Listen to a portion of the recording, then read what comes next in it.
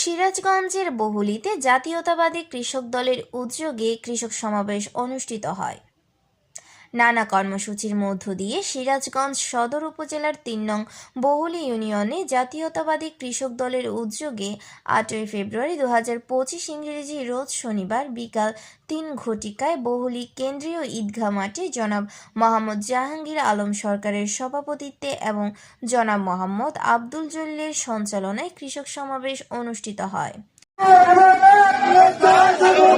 বাংলাদেশ জাতীয়তাবাদী সংখ্যাগরিষ্ঠ কৃষক জনগোষ্ঠীকে সুসংগঠিত করার লক্ষ্যে সারা দেশে ৩ মাসব্যাপী ইউনিয়ন পর্যায়ে কৃষক সমাবেশের অংশ হিসেবে সিরাজগঞ্জ সদর উপজেলার ৩ নং বহুলী ইউনিয়ন শাখার কৃষক দলের উদ্যোগে কৃষক সমাবেশ অনুষ্ঠিত হয়েছে।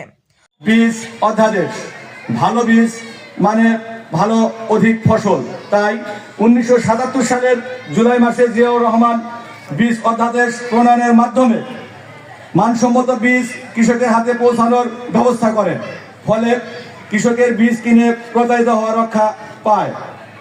ব্যক্তি খাতে বীজ শিল্পের উন্নয়নে ও বিকাশে অনুষ্ঠানের প্রধান অতিথি হিসেবে বক্তব্য রাখেন বিএনপি কেন্দ্রীয় কমিটির সদস্য ও জেলা বিএনপি সাধারণ সম্পাদক জনাব সাইদুর রহমান বাচ্চু। বিশেষ অতিথি হিসেবে উপস্থিত ছিলেন জেলা বিএনপির অর্থ বিষয়ক সম্পাদক এস.এম. রেজাউল রহমান ফিরোজ, জেলা কৃষক দলের আহ্বায়ক মোহাম্মদ মতিয়ার রহমান মতি, সদস্য সচিব মোহাম্মদ শাহাদাত হোসেন ঠান্ডু, জেলা যুগ্ম আহ্বায়ক তোফাজ্জল হোসেন রোকন, জেলা ছাত্র দলের সভাপতি জনাব জুনায়েদ হোসেন সবুজ, মোহাম্মদ দেলোয়ার হোসেন, সাংগঠনিক সম্পাদক ৩ নং বহুলী ইউনিয়ন কৃষক দল মোহাম্মদ হায়দার আলী, সাধারণ সম্পাদক ৩ নং বহুলী ইউনিয়ন বিএনপি মোহাম্মদ মাসুদ রানা সরকার, সাবেক সদস্য সচিব ৩ নং বহুলী ইউনিয়ন বিএনপি মোহাম্মদ ফেরদৌস আলম মণ্ডল, সহ সাধারণ সম্পাদক ৩ নং বহুলী ইউনিয়ন বিএনপি মোহাম্মদ ফেরদৌস আলী সহ সভাপতি ৩ নং Bahuli union BNP advocate Mohammad Shahidul Islam সহ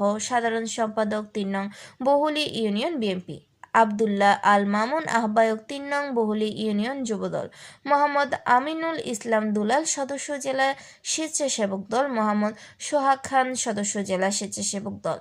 এছাড়াও কৃষক দলের সকল নেতৃবৃন্দ, সদস্য ও সাধারণ কৃষকেরা উপস্থিত ছিলেন।